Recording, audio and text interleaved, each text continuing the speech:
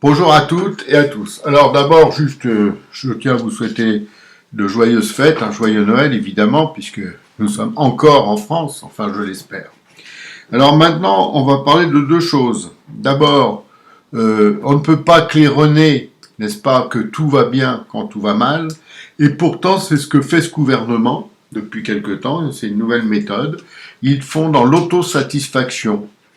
Ils sont très contents d'eux. Ils apparaissent comme des vainqueurs. Et les chiffres disent le contraire. Je vais vous prendre un exemple. On parle de crise sanitaire. Le mot sanitaire ne va pas avec crise. Parlons de crise de la santé, si vous voulez, ou parlons d'un virus, ou ce que vous voulez. Eh bien, nous avons trouvé le nombre de lits qui ont été fermés dans les hôpitaux français. Alors, c'est soit des lits fermés dans des hôpitaux qui existent toujours, soit carrément des hôpitaux qui ont été fermés plutôt. Alors, on y va, hein, c'est des chiffres intéressants. 2017, 4300 lits. 2018, 4200 lits. 2019, 3400. 2020, 5700.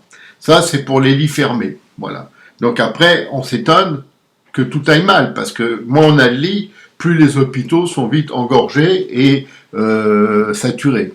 Donc la logique, elle est là.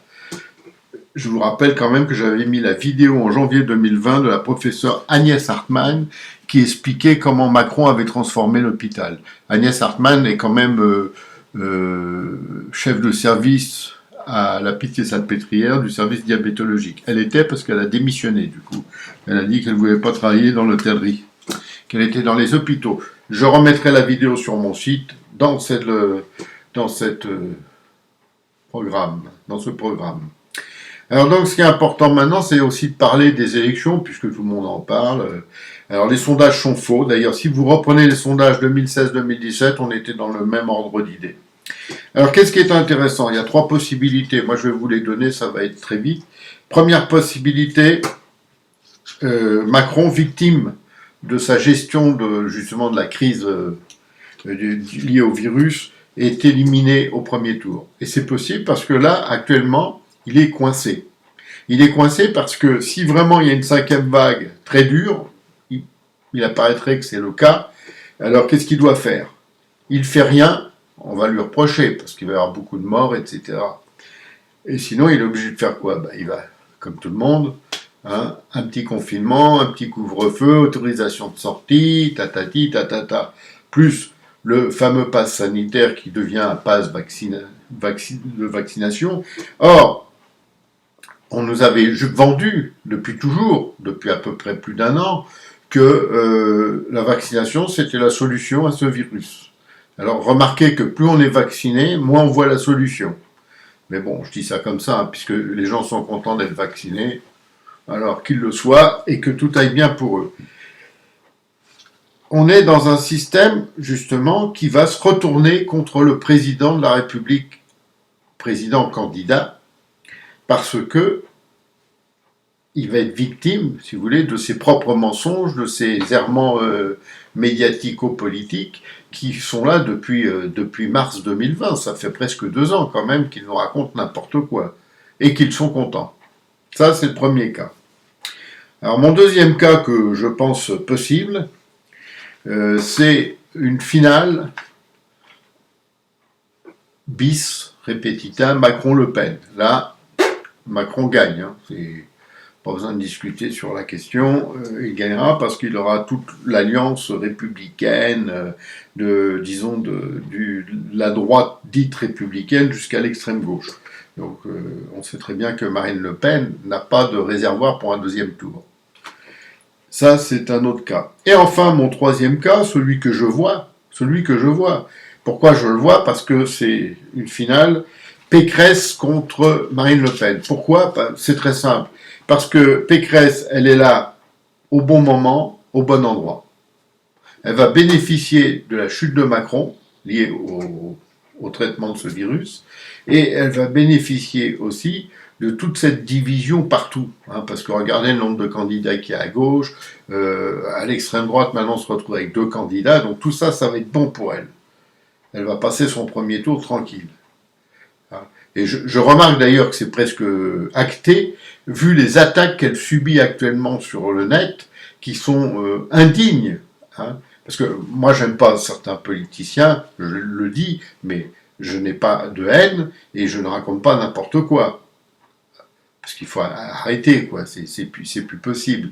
Et puis, en fait, je me suis aperçu au fil du temps que tous ces gens qui attaquaient comme ça finissaient par rendre service au candidat. Donc, si vous n'aimez pas un candidat, il faut arrêter de lui cracher dessus, parce qu'en lui crachant dessus, vous le faites monter. Moi, je dis ça comme ça. Et puis les arguments, alors là, il faut arrêter aussi. Il y a des arguments, mais c'est même pas possible. Je ne vais pas les citer parce que c'est tellement vaseux. C'est triste de pouvoir lire ces choses-là. J'en ai lu des trucs comme ça. Je vais juste en citer un qui m'a fait beaucoup rire, parce qu'il faut bien rire un peu. C'est Pécresse était franc-maçon et grand maître de la loge féminine. Alors, le nom dans ce texte était faux. Il n'y a pas de loge féminine. Il y a une obédience. Vous voyez la différence? Non, c'est pas grave. Et ça s'appelle la Grande Loge Féminine de France. Hein, ouais. Et il y a la liste des grands maîtres. Et ben, on n'a jamais vu de Pécresse. Je dis ça comme ça. Bon, enfin, ce genre d'attaque, c'est nul. Alors, cette finale Pécresse-Le Pen est possible pourquoi? Un, parce que Macron, comme je le pense, va perdre à cause ou par le virus. Il va être complètement anéanti parce qu'il est coincé, il est vraiment coincé. Sauf que, et c'est là que je voulais faire cette vidéo, il lui reste une solution à laquelle il doit penser fortement, d'après les échos que j'ai, hein, je ne vous dirai pas comment, mais je les ai, c'est de reporter les élections pour cause d'état d'urgence lié au virus. Oui, lui, il va appeler ça l'état d'urgence sanitaire. Mais sanitaire, c'est des chiottes. Hein, alors, qui nous laisse tranquille avec ça. Mais il est capable de le faire. Et en reportant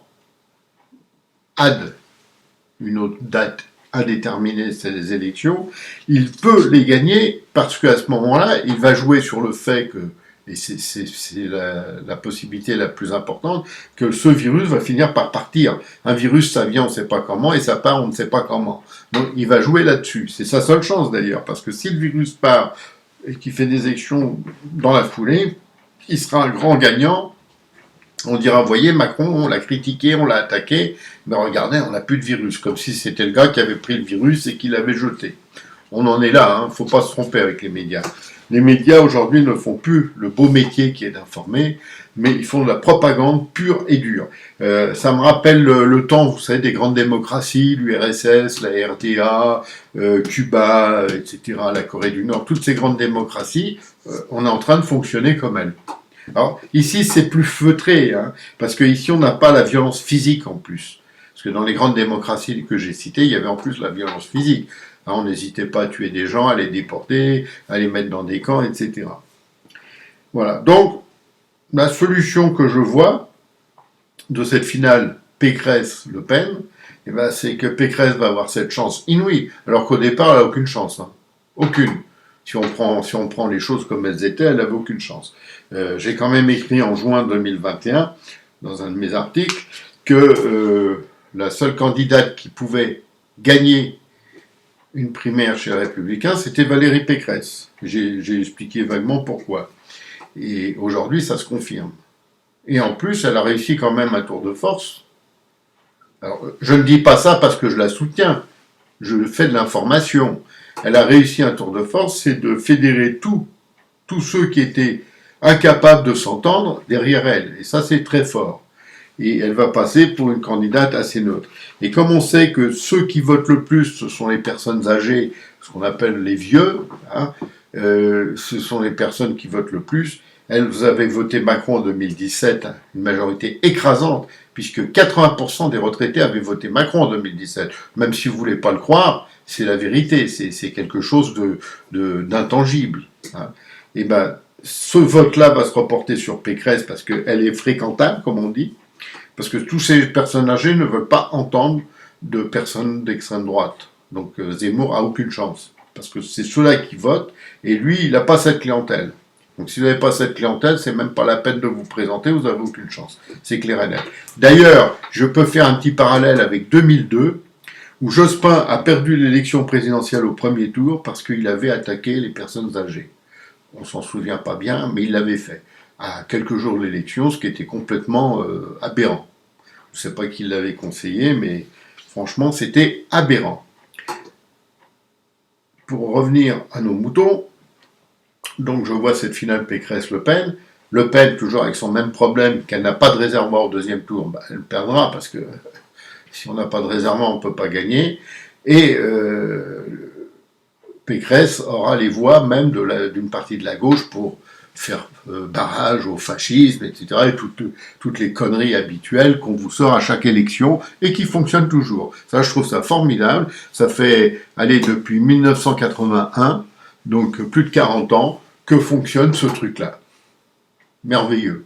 Comme si Le Pen, c'était quelqu'un qui était avec un fusil à la main et qui allait venir vous tirer dessus. Mais c'est ça, c'est exactement ça. Bon, qu'est-ce que vous voulez que je vous dise? Alors, Pécresse sera élue, avec elle un gros avantage, par exemple par rapport à Le Pen justement, ou à d'autres candidats, c'est qu'elle va gagner les législatives derrière, parce qu'elle a un parti en ordre de fonctionnement, et elle a déjà pas mal de députés, donc elle va faire un raz-de-marée aux élections derrière, ce qui est logique, puisqu'il n'y aura plus d'opposition. Elle n'aura pas d'opposition à ce moment-là. Après, ça changera, la gauche se remettra en état de marche, parce que la gauche, ce qui est bien, c'est elle s'oppose. Contrairement à la droite qui, lorsque la gauche est au pouvoir, est complètement au ras des pâquerettes. C'est ce qui explique que d'ailleurs un Macron peut durer comme ça et faire n'importe quoi et dire n'importe quoi. Parce que n'oubliez pas quand même que Macron ne gouverne plus avec les élus de la nation, mais juste avec son conseil de défense, c'est-à-dire 8 personnes.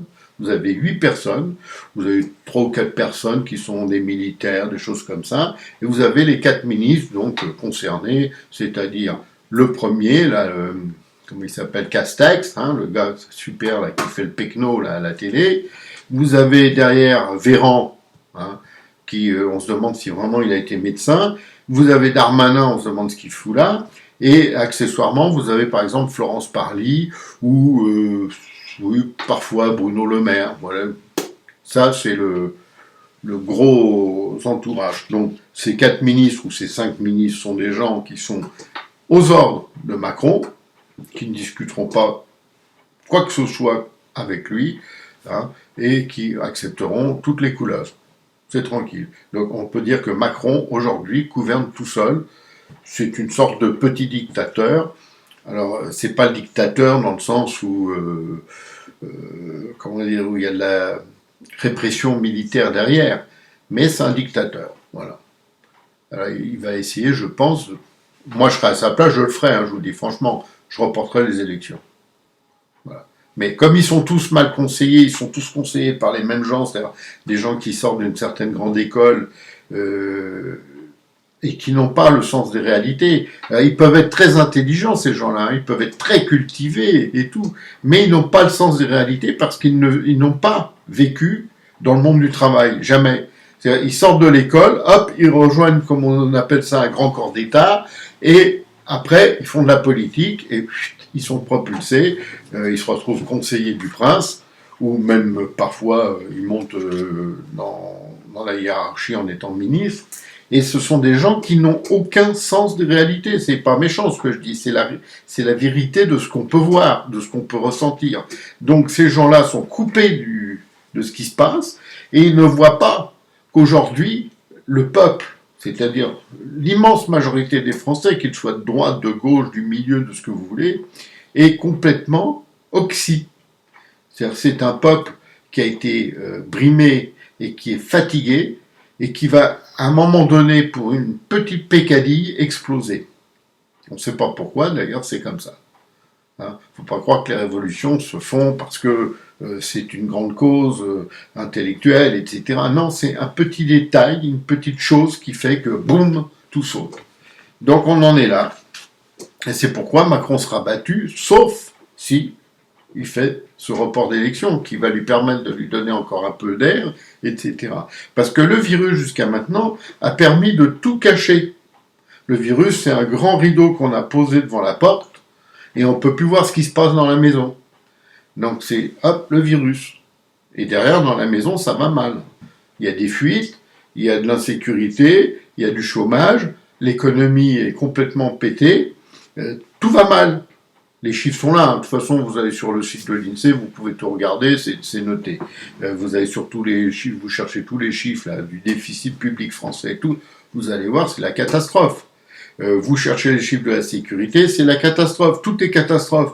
Mais on a mis ce rideau qui cache tout, et puis les gens sont satisfaits de ne pas voir ce qu'on ne leur montrera pas.